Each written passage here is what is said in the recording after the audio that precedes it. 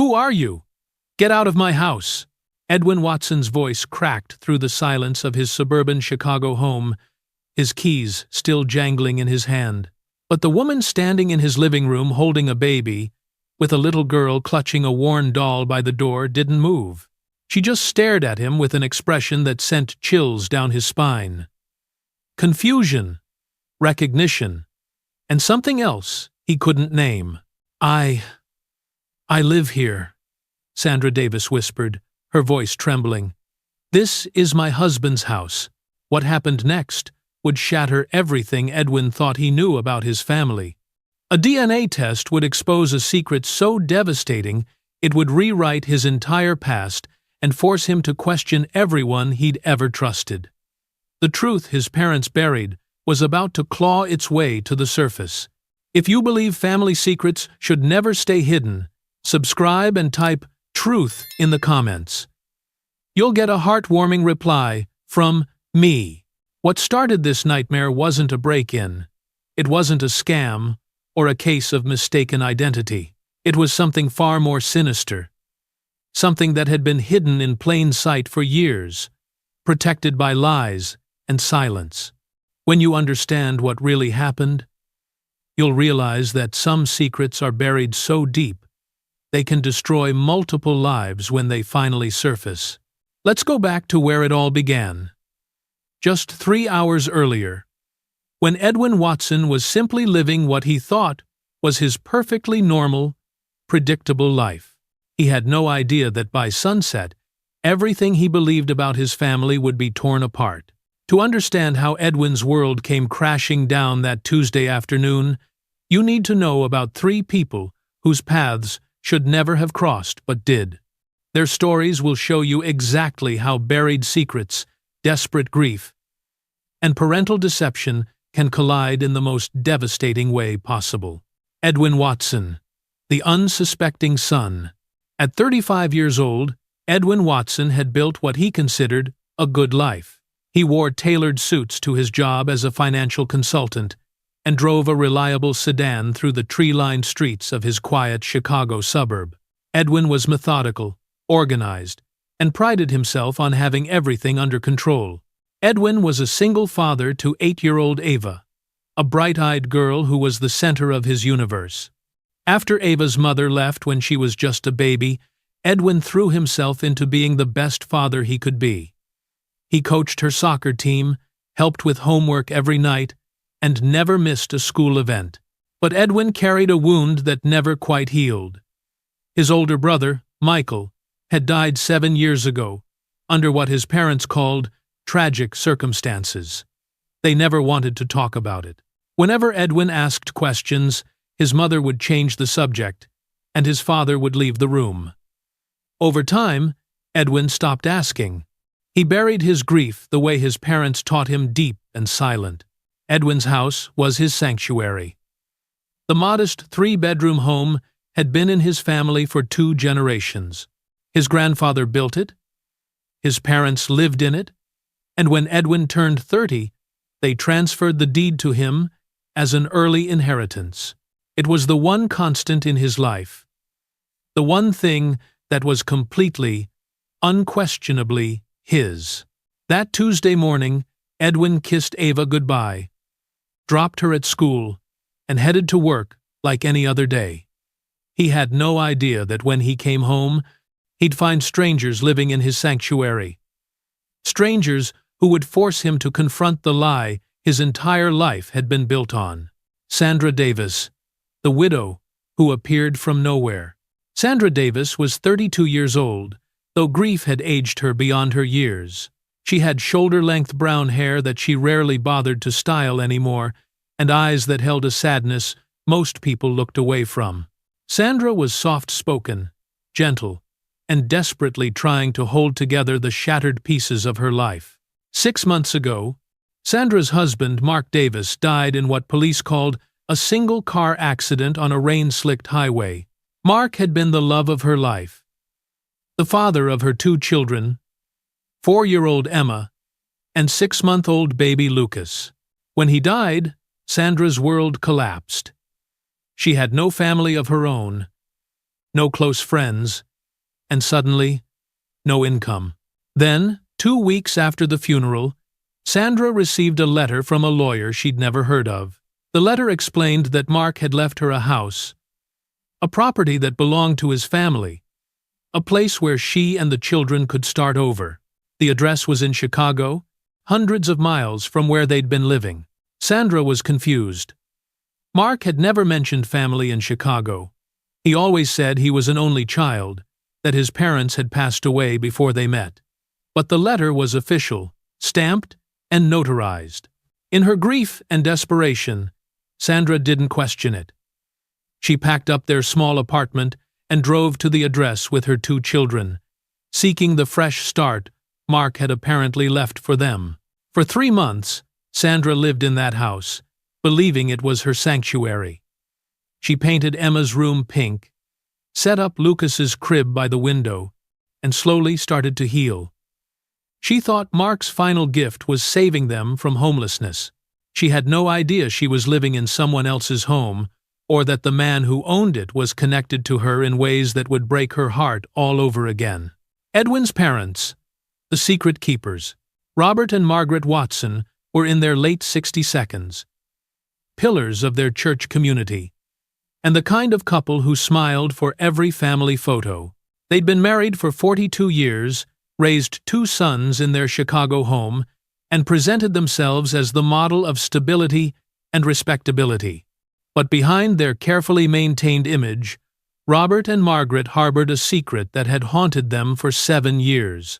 When their eldest son Michael died, they made a choice they believed would protect their family's reputation and spare Edwin from a truth they thought he couldn't handle. They erased Sandra Davis from existence. They buried every trace of Michael's secret life, paid off anyone who knew, and convinced themselves they were doing the right thing. They told themselves that some truths were better left buried, that protecting the family name was more important than honoring their son's widow and grandchildren. Robert was stern and traditional, a man who believed in appearances and control. Margaret was quieter, but equally complicit, choosing loyalty to her husband over loyalty to the truth. Together, they built a wall of silence around Michael's death, never imagining that wall would eventually crumble, or that when it did, it would destroy their relationship with their surviving son. For 7 years, they watched Edwin grieve his brother while keeping him in the dark. They sat across from him at Sunday dinners, celebrated holidays, and played with their granddaughter Ava, all while hiding the existence of 2 other grandchildren they'd abandoned. They thought their secret was safe. They thought the past would stay buried. They were wrong. If you're captivated by this story and want to know how Edwin discovered the truth that shattered his world, make sure you subscribe right now.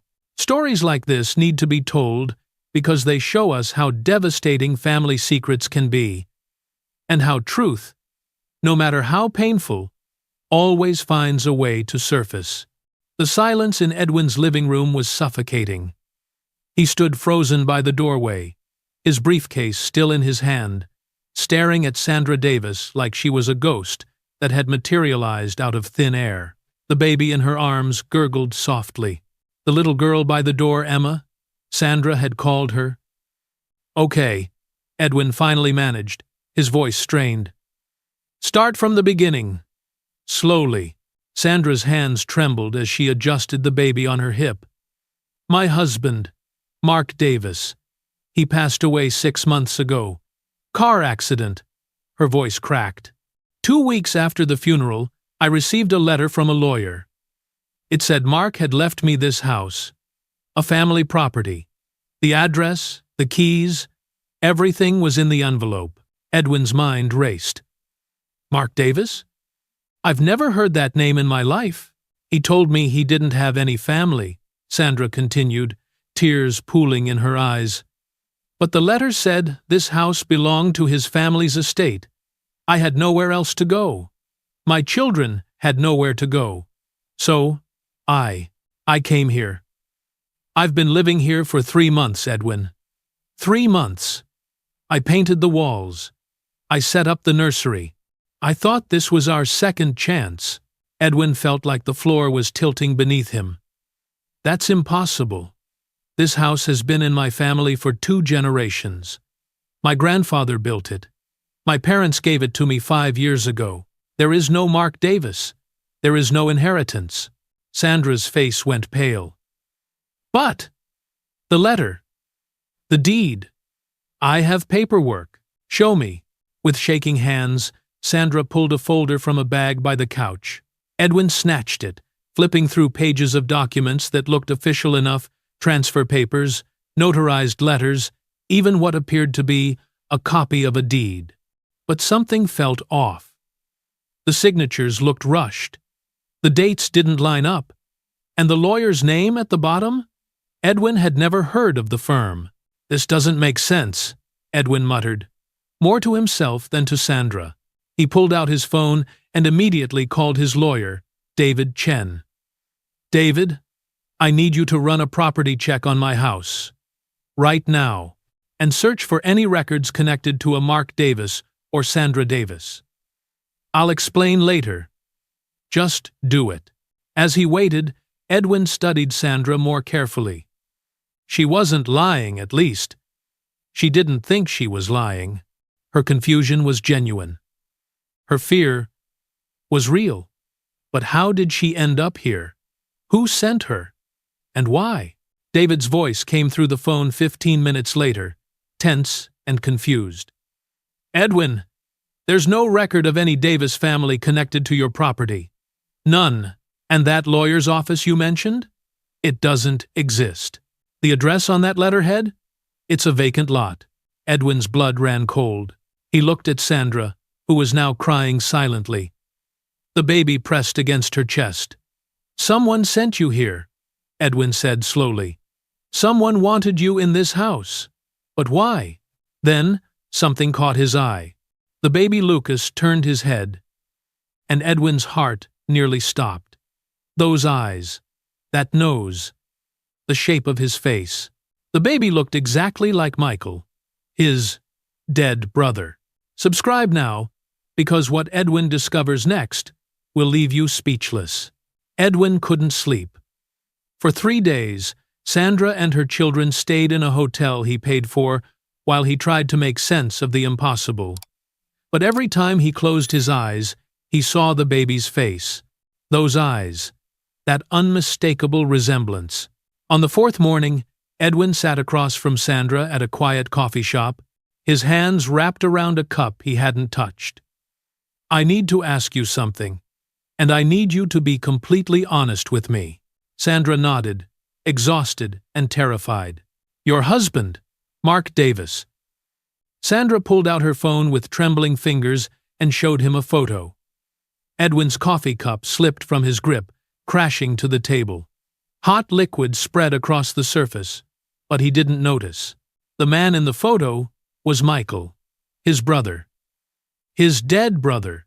That's not Mark Davis, Edwin whispered, his voice hollow. That's Michael Watson, my brother. Sandra's face went white. What? No, that's Mark. Mark Davis. We were married for 3 years. When did he die? 6 months ago. March 15th. Edwin's hands shook. Michael died 7 years ago. At least, that's what my parents told me. The coffee shop seemed to spin around them. Edwin's mind couldn't process what he was hearing. Had his brother faked his death? Had he been living a secret life all these years? I need a DNA test, Edwin said abruptly. For the baby. Lucas. I need to know if he's Michael's son. Sandra didn't argue. She understood. Something was terribly, catastrophically wrong. 1 week later, Edwin sat in his car outside the DNA testing facility, an envelope in his hands. His fingers were numb as he tore it open.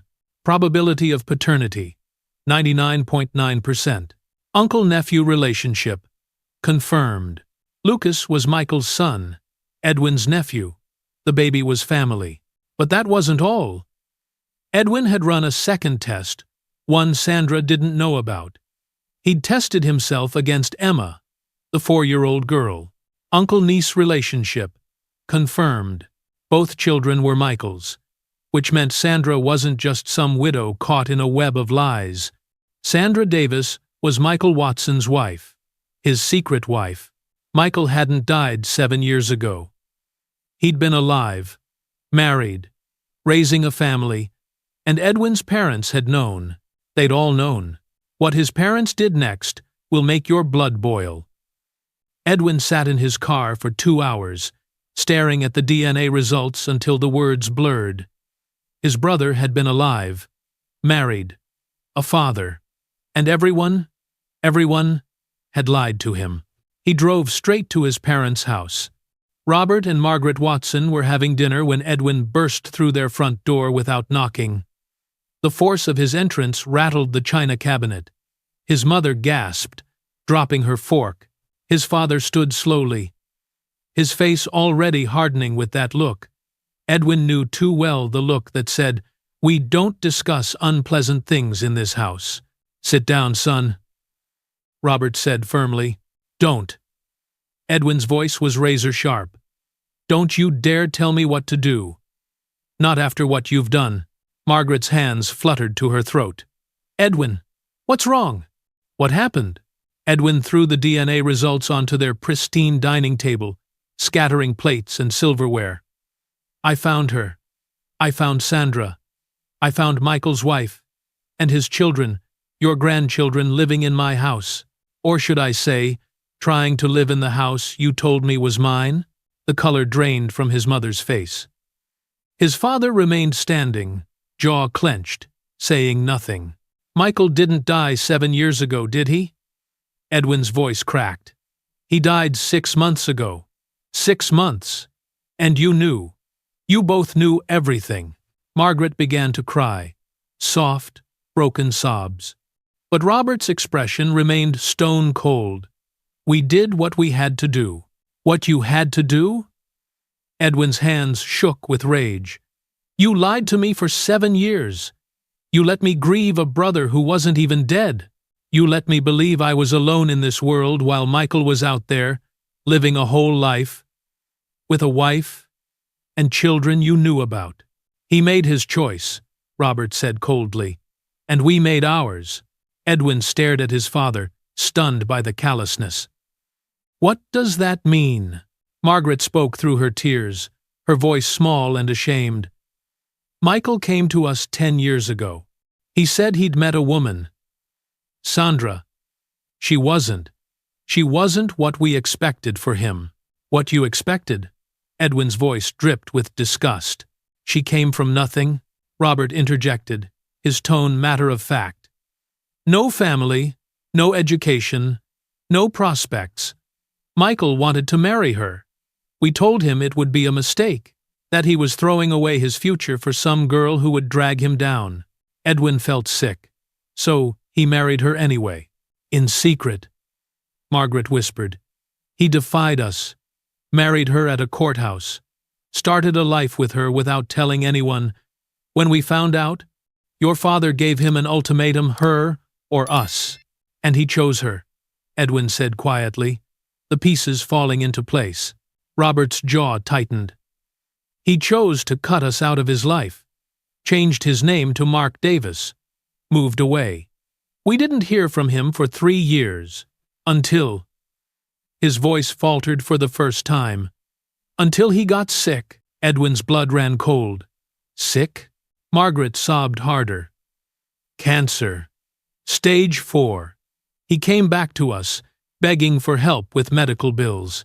He had a baby on the way, and Emma was only 2. He said Sandra couldn't work and care for the children alone. He needed us." "And did you help him?" Edwin already knew the answer. Robert's silence was damning. "We gave him money," Margaret said quickly. "We paid for treatments, but we made him promise that he would never tell you, never tell anyone we had reconciled. He had to keep living as Mark Davis, keep Sandra and the children hidden. If the truth came out, it would embarrass you." Edwin finished, his voice hollow. It would ruin your perfect reputation, your perfect family image. We did it to protect you too, Robert snapped. You were building your career, raising Ava alone. You didn't need the burden. The burden? Edwin's voice exploded. They're family! Sandra is my sister-in-law! Those children are my niece and nephew! And you let them suffer alone, while Michael died, because you cared more about appearances than your own son. The confrontation that happens next will shatter this family forever. Subscribe, this gets even more intense. The silence that followed Edwin's outburst was suffocating. Margaret wept into her hands, while Robert stood rigid, his face a mask of stubborn defiance. Edwin felt like he was standing in a stranger's house, looking at people he'd never truly known. Say something, Edwin demanded, his voice breaking. Tell me you didn't let Michael die alone. Keeping secrets.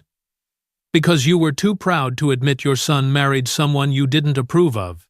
He wasn't alone. Margaret whispered through her tears. Sandra was with him. The children. That's not what I meant. Edwin's fist slammed onto the table, making his mother flinch. Michael spent his final years cut off from his own brother because of your shame. I could have been there. I could have known him as Mark, as whoever he needed to be. But you stole that from both of us. Robert's voice cut through like ice. We protected this family. This family? Edwin laughed bitterly. What family, Dad? The fake one you presented to the church? The perfect image you maintained while your son was dying and his widow was struggling to survive? Watch your tone. No. Edwin stepped closer, his eyes blazing. I'm done watching my tone. I'm done pretending. You want to know what happened after Michael died? Sandra got a fraudulent letter telling her she inherited my house. Someone set her up. Someone sent her to me with fake documents and false hope. And I need to know, was it you? Margaret's head snapped up, her eyes wide with shock. Edwin, no! We would never. Then who? Edwin's voice cracked with desperation. Who else knew about Sandra? Who else would benefit from exposing this secret? Robert's jaw worked, but he said nothing. His silence was an answer in itself. Edwin felt something break inside him. You did this. You sent her to me because you wanted me to deal with your mess. You wanted me to be the one to turn her away, to reject her, so you wouldn't have to carry the guilt anymore. That's not true. Margaret sobbed. We didn't know where she was after Michael died. We lost contact. Because you wanted to lose contact. Edwin's voice rose to a shout. You wanted them to disappear. But Sandra kept existing, didn't she? She kept being Michael's wife. Those children kept being your grandchildren. And that truth was going to come out eventually. So you engineered it. You made sure I'd be the one to discover it. On your terms. Robert finally moved, his face flushing red. You ungrateful, we gave you everything. This house, your education, your career opportunities. You gave me lies. Edwin roared. Every Sunday dinner, every holiday, every time I mentioned missing Michael, you sat there and lied to my face. You let me grieve someone who was still alive. Do you have any idea what that feels like? We did what we thought was right. Robert's composure finally cracked, his voice rising to match his son's. Michael made his choice when he married that girl. He chose poverty and struggle over the life we built for him. He chose to throw away his family name, his legacy. He chose love. Edwin's voice broke on the word. He chose his wife and children over your approval, and you couldn't stand it. You couldn't stand that he was happy without you. Margaret stood suddenly, her face pale and stricken. Edwin, please. We were wrong. I know we were wrong. But we thought we were protecting you from the pain. The pain of what? Having more family? Knowing my brother was happy? Edwin shook his head, backing toward the door. No, you were protecting yourselves, your reputation, your perfect image. And Michael paid the price. Sandra paid the price. Those innocent children paid the price. Robert's voice turned cold again, retreating behind his walls. So what do you want from us, Edwin? An apology? Absolution? We made decisions we believed were necessary. I want you to admit it, Edwin said quietly, his anger giving way to devastation. I want you to look me in the eye and admit that you cared more about what the neighbors thought than about your own son, your own grandchildren. The silence stretched between them like a chasm. Margaret opened her mouth, her face twisted with guilt and shame, but Robert spoke first. Get out of my house. Edwin stared at his father, seeing him clearly for the first time in his life. Not as the strong, principled man he'd admired, but as something smaller, something broken by pride. I'm taking them in, Edwin said, his voice steady now. Sandra and the children. They're moving into my house. Their house. And if you ever want to meet your grandchildren, you'll have to apologize to their mother first. He turned and walked out, leaving his parents' perfect home behind. What Edwin does next will change everything. Subscribe, because this story is far from over. Edwin sat alone in his living room that night. The confrontation with his parents, replaying in his mind like a nightmare he couldn't escape. The house felt emptier than ever. Even with Ava asleep upstairs, the silence was crushing. His phone buzzed. A text from Sandra. I know it's late. Can we talk? Please. 20 minutes later, they sat across from each other in the hotel lobby where Sandra and the children had been staying. She looked exhausted, her eyes red-rimmed and hollow. Baby Lucas slept in a carrier beside her. Emma was upstairs with a hotel babysitter. I'm so sorry, Sandra began, her voice barely above a whisper. I'm sorry for everything. For showing up at your house. For the confusion. For all of it. Edwin shook his head. Sandra, none of this is your fault. Isn't it? Her voice cracked. I should have questioned that letter more. I should have verified everything before I just showed up in a stranger's home with my children. But I was so desperate, Edwin. I am so desperate. She wrapped her arms around herself, trying to hold back tears. When Michael died, I lost everything. Not just my husband, but my entire world. He was the only family I had. My parents died when I was young. I grew up in foster care. Michael was the first person who ever truly loved me, who made me feel like I belonged somewhere. Edwin's chest tightened, listening to her. We had 3 beautiful years together, Sandra continued, her voice trembling. 3 years of hiding, of pretending to be people we weren't. Michael told me about his family, about you, about your parents, but he said we could never meet you, that his parents had made it impossible. I didn't understand then.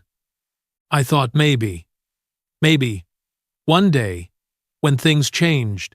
She broke down, tears streaming freely now. But he got sick so fast. One day he was fine, and the next, the doctors were telling us he had months to live. We spent everything we had on treatments. He worked through the pain to provide for us. And then he was gone. And I had 2 babies. No job, no savings, and nowhere to go. Sandra, I tried, Edwin. I tried so hard. Her voice rose with desperation.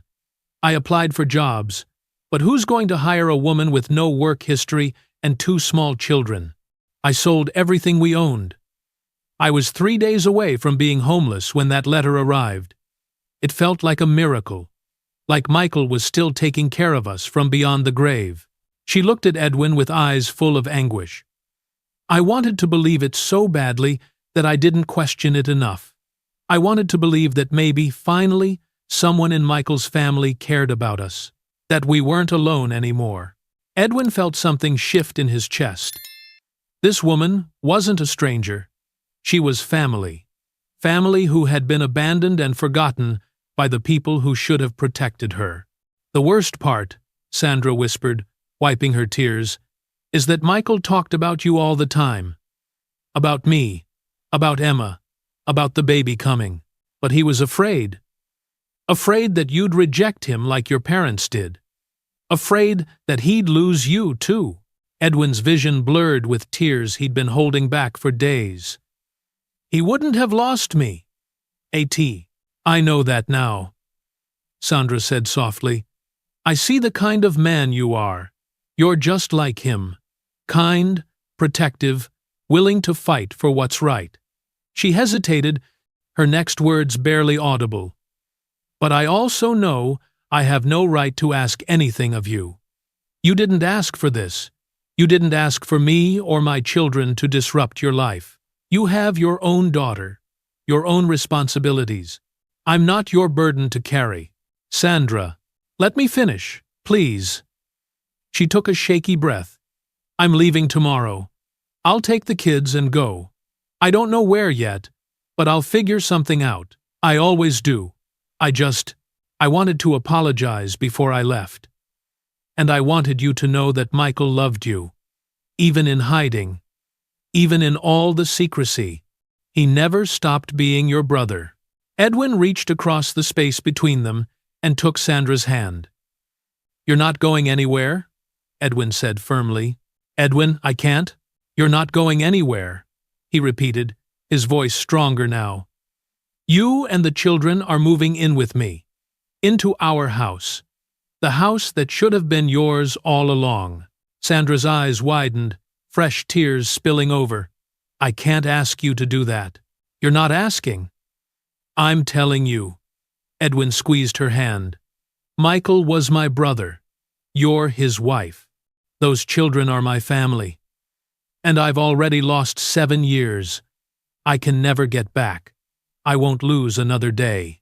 What happens when Sandra and her children move in will test Edwin in ways he never imagined. Subscribe, because this family's journey is just beginning. Edwin didn't sleep that night. He lay in bed, staring at the ceiling, Sandra's words echoing in his mind. You're just like him. Kind, protective, willing to fight for what's right. Was he, though? Because right now, Edwin felt like he was being torn in half. On one side was everything he'd ever known. His parents, his upbringing, the family structure that had defined his entire life. Damaged as it was still his family. His father's stern disapproval, his mother's tearful regrets, the Sunday dinners, the holiday traditions, the shared history. On the other side was Sandra, a woman he'd known for less than 2 weeks and 2 children who carried his brother's face, his brother's blood, family by every definition that mattered, yet strangers in every practical sense. How was he supposed to choose? Edwin sat up, rubbing his face. Across the hall, Ava slept peacefully in her room. His daughter, his responsibility. What kind of example was he setting for her? What kind of man did he want her to see when she looked at him? At 6 a.m., unable to bear the silence anymore, Edwin got dressed and drove to Riverside Cemetery. He hadn't been to Michael's grave in 3 years. The guilt of that realization hit him as he walked through the morning mist toward the familiar headstone. Michael James Watson, 1985 to 2018. Beloved son and brother. Edwin dropped to his knees in front of the stone, his throat tight. Beloved son and brother, he read aloud, his voice bitter. They didn't even know you were a husband, a father. The cemetery was silent, except for distant bird song. Edwin traced his fingers over the engraved letters. I'm so angry at you, he whispered. You could have told me. You could have trusted me. I would have understood. I would have been there for you, for Sandra, for your kids. Instead, you left me in the dark. And now, I'm supposed to figure out what to do with the pieces you left behind. The anger drained from him as quickly as it came, replaced by a hollow ache. But I get it now. You were protecting them. From Mom and Dad's judgment. From the shame they would have made Sandra feel. You did what you thought you had to do. Edwin sat back on the grass, exhausted. The thing is, Michael, I don't know if I'm strong enough to do what you did. You chose love over everything else. You walked away from our family. From the money, the comfort, the approval, all of it. And you built something real with Sandra. He thought about Sandra's face last night. The desperation, the vulnerability, the raw honesty. He thought about baby Lucas, who had Michael's eyes, about little Emma, who would grow up never knowing her father. What would you want me to do? Edwin asked the stone. If you were here, what would you tell me? The wind rustled through the trees, carrying no answers. But as Edwin sat there, something his mother had said came back to him. He chose to cut us out of his life. No. Michael hadn't cut them out. They had forced him to choose between the woman he loved and their approval. They had made love and family mutually exclusive, and when Michael chose love, they were the ones who walked away. Edwin thought about his own daughter. What would he want for Ava? Would he want her to sacrifice love for appearances? Would he want her to abandon the people who needed her most because it was easier, more comfortable, more acceptable? The answer was obvious. Edwin stood slowly, brushing grass from his knees. He placed his hand on the headstone one more time. I'm going to take care of them, Michael. Sandra, Lucas, Emma, they're my family now. I don't know how I'm going to do it. I don't know if I'm ready. But I'm going to try. Because that's what you would have done for me. As he walked back to his car, Edwin felt something shift inside him. Not certainty, not confidence, but clarity. This wasn't about choosing sides. This wasn't about loyalty to his parents versus responsibility to Sandra. This was about choosing the kind of man he wanted to be. His phone buzzed as he reached the parking lot. A text from his mother. Edwin, please come back. We need to talk. Your father is reconsidering. Edwin stared at the message for a long moment, then deleted it without responding. He had a family to bring home. When Edwin arrived at the hotel, Sandra was packing the children's belongings, her movements slow and defeated. She looked up when he knocked, surprise and fear flashing across her face. I thought about what you said last night, Edwin began. About not being my burden to carry. Sandra's face fell. Edwin, I understand. You were wrong. He stepped into the room, his voice firm but gentle. You're not a burden. You're family. And family doesn't abandon each other, no matter how complicated things get. Sandra's eyes filled with tears. So here's what's going to happen, Edwin continued. You and the kids are moving into my house. Our house today. We're going to figure this out together. It won't be easy. It might be messy. But we're going to do it as a family. The family Michael wanted us to be. Sandra covered her mouth, sobbing openly now. Are you sure? Edwin thought about Michael's grave, about the choice his brother had made, about the man he wanted his daughter to see. I've never been more sure of anything in my life. The journey ahead will test them all. Subscribe, because this is where the real story begins. The moving process took 3 days, but it felt like crossing into a different lifetime. Edwin cleared out his home office to make room for Emma's bedroom. He assembled a crib for Lucas by the window where morning light filtered through. Sandra protested at first, insisting she could manage with less. But Edwin was firm. This is your home now, he kept saying. It should feel like it. The hardest part wasn't the logistics. It was introducing the situation to Ava. Edwin sat his 8-year-old daughter down on the couch the night before Sandra moved in, his heart pounding.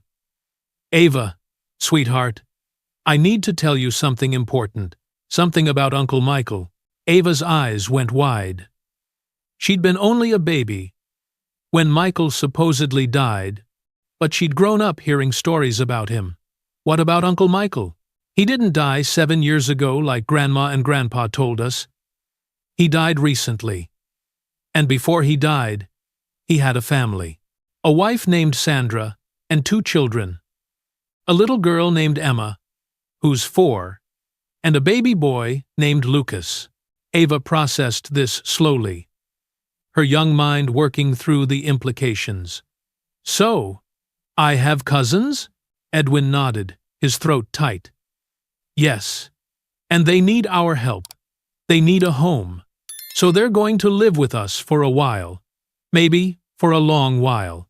He braced himself for resistance, for questions he didn't know how to answer.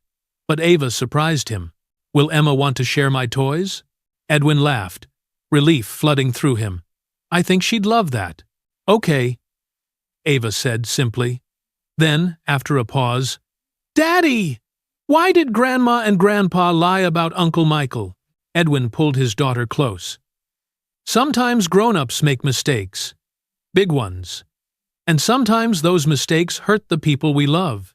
But we get to choose whether we repeat those mistakes or do something better.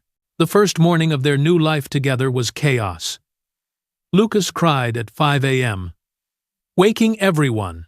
Emma accidentally spilled juice on the carpet. Ava couldn't find her homework. Sandra moved through the house, apologizing constantly, trying to clean up every mess before Edwin could notice. Sandra, stop, Edwin said gently, taking the paper towels from her hands. This is what houses with kids look like. Trust me, Ava's made worse messes. Hey! Ava protested from the table, making Emma giggle. That small laugh, Emma's first real laugh in their home, changed something in the air. Sandra's shoulders relaxed slightly. Edwin smiled. They were going to be okay. 2 weeks later, Edwin found Ava and Emma in the backyard, building a fort out of cardboard boxes. Emma was chattering excitedly about butterflies, apparently sharing Ava's love of insects, while Ava showed her how to catch them without hurting their wings. You have to be really gentle, Ava explained seriously. Like this. See? Emma's eyes went wide with wonder as a butterfly landed on her palm. It tickles. Sandra appeared beside Edwin on the porch, baby Lucas on her hip. They stood together in comfortable silence, watching the girls play. Thank you, Sandra whispered, for all of this, for giving us a chance. Edwin shook his head. You don't have to keep thanking me. Yes, I do, because not everyone would have done what you did. Most people would have chosen the easier path, believing their parents, turning us away, protecting their comfortable life. Sandra's voice thickened with emotion. But you chose us. You chose the hard path. You chose love. Edwin watched his daughter teach her cousin how to be gentle with something fragile and beautiful. Michael chose love, too. I'm just trying to finish what he started. That evening, as Edwin tucked Ava into bed, she asked the question he'd been waiting for. Daddy, are Sandra and Emma and Lucas going to stay forever? Edwin sat on the edge of her bed, brushing hair from her face. I don't know about forever, but I know they're family, and family stays together as long as they need to.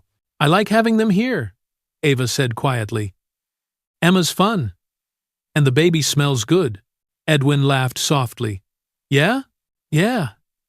It's like, Ava searched for the words. It's like our house was too quiet before, and now it's the right amount of loud. Edwin kissed her forehead, his heart full. I think you're right. Sweetheart, I think you're exactly right. Late that night, after the children were asleep, Edwin found Sandra in the kitchen washing dishes. She'd insisted on contributing however she could, and Edwin had learned to pick his battles. They settled in okay? Sandra asked. Better than okay. Ava told me she likes having a sister. Sandra's hands stilled in the soapy water, her eyes glistening.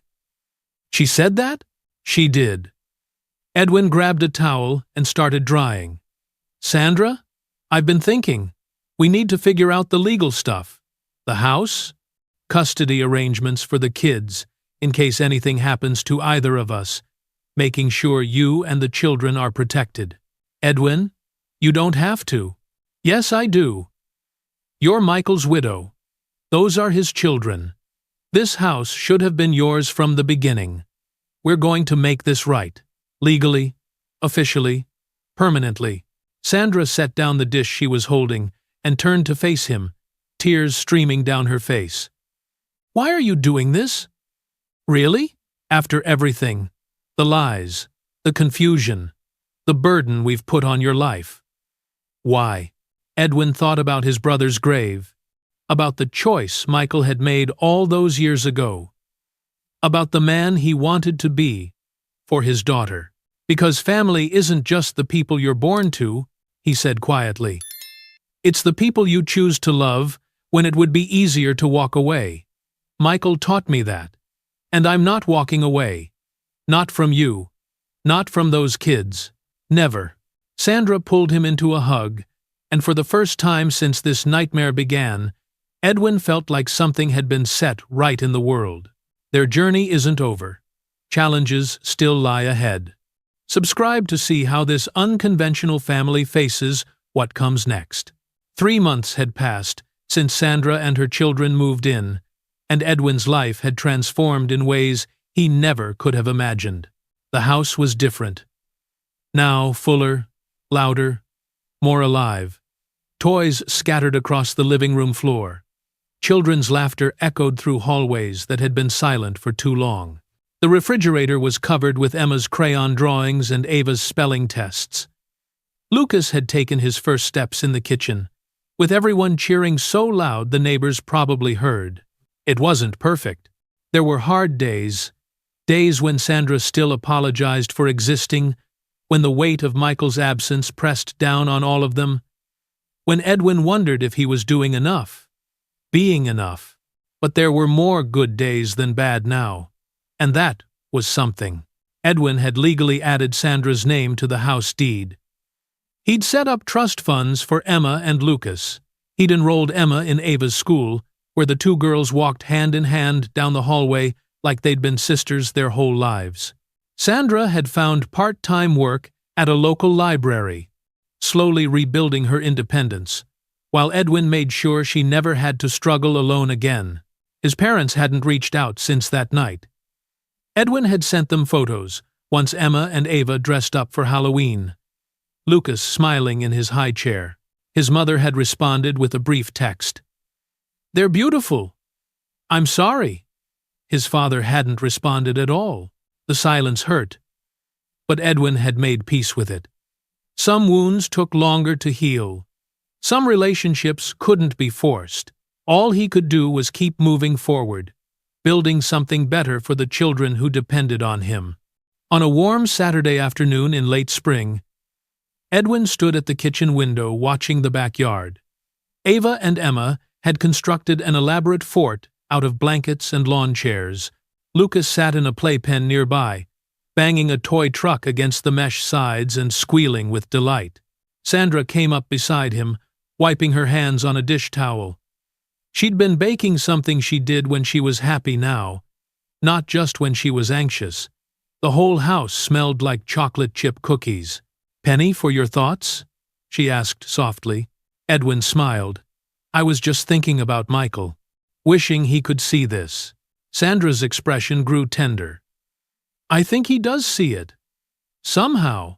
They watched in comfortable silence as Emma showed Ava how to make a flower crown. Their heads bent together in concentration. Ava's dark curls mixed with Emma's lighter ones, creating a portrait of blended family that felt both strange and perfectly right. "You know what Michael used to say?" Sandra's voice was quiet, reflective.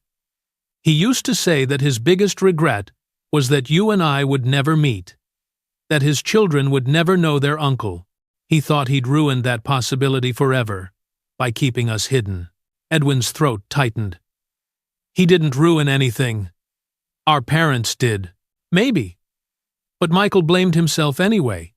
He carried that guilt until the end." Sandra turned to face Edwin. her eyes bright with unshed tears.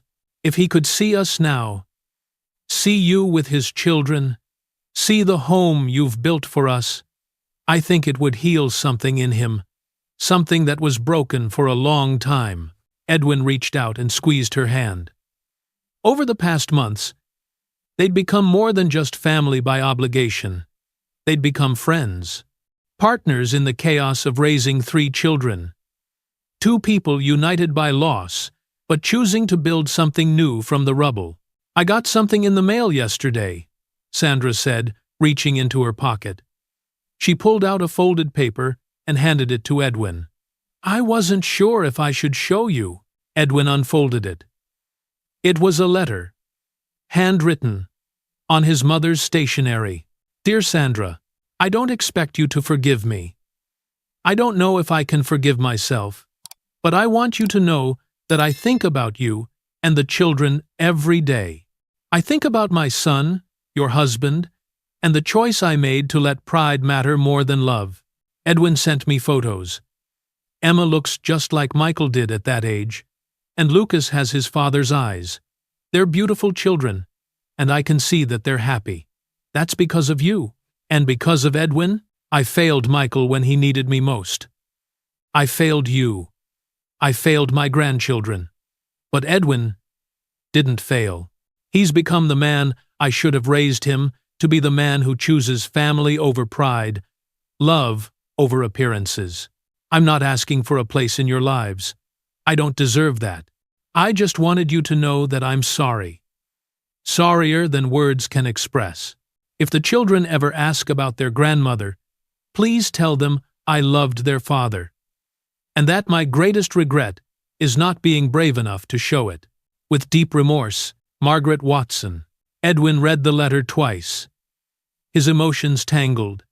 Anger at his parents' choices, sadness for the years lost, but also, unexpected and unwelcome, a flicker of something that felt like hope. "What do you think?" Sandra asked carefully. Edwin folded the letter and handed it back to her. "I think healing takes time. And I think some people realize their mistakes too late." He paused, watching his daughter and nieces play. "But I also think children deserve to know their grandparents. Eventually, when everyone's ready." Sandra nodded slowly. "Eventually? Not today." "Not today," Edwin agreed. That evening, after dinner and baths and bedtime stories, Edwin found himself back at the kitchen window. The fort from earlier still stood in the yard, silhouetted against the setting sun. Inside the house, Sandra hummed softly as she folded laundry. Upstairs, 3 children slept peacefully in rooms that finally felt like home. Edwin thought about the day he'd come home to find strangers in his house. The shock, the confusion, the anger. He thought about the DNA test results that had shattered his reality. He thought about his brother's grave and the secrets that had been buried with him. And then he thought about Emma's laugh, Lucas's first steps, Ava's joy at having siblings. He thought about Sandra's smile when she felt safe enough to bake. He thought about the family they were becoming, imperfect, unconventional, built from broken pieces, but whole in the ways that mattered. Family wasn't about perfection. It wasn't about blood alone or secrets kept. It was about showing up, about choosing love when it would be easier to choose fear, about opening your door and your heart to people who needed you, even when it turned your entire world upside down. Edwin's phone buzzed. A text from Ava, sent from upstairs. "Daddy, can Emma have a sleepover in my room? Please, please, please?" He smiled and typed back, "Yes, but lights out by 9. 3 dots appeared then. "Thank you. I love you, Daddy. Emma says she loves Uncle Edwin too." Edwin's vision blurred. He set the phone down and looked out at the yard one more time, at the blanket fort that would probably still be there tomorrow, at the toys scattered across the grass, at the evidence of children who felt safe enough to play. Michael had been right to choose love, and Edwin was honored to finish what his brother started. The past would always be there. The lies, the loss, the years they couldn't get back. But the future? The future was 3 children laughing, 2 adults healing, and a family that chose each other every single day. That was enough. That was everything. Family isn't always the one you're born into. Sometimes, it's the one you build from love, forgiveness, and second chances. If this story touched your heart, subscribe to Stories That Kindle for more tales of hope, healing, and the power of choosing family. Drop a comment and tell us, would you have made the same choice Edwin did? We read every single one.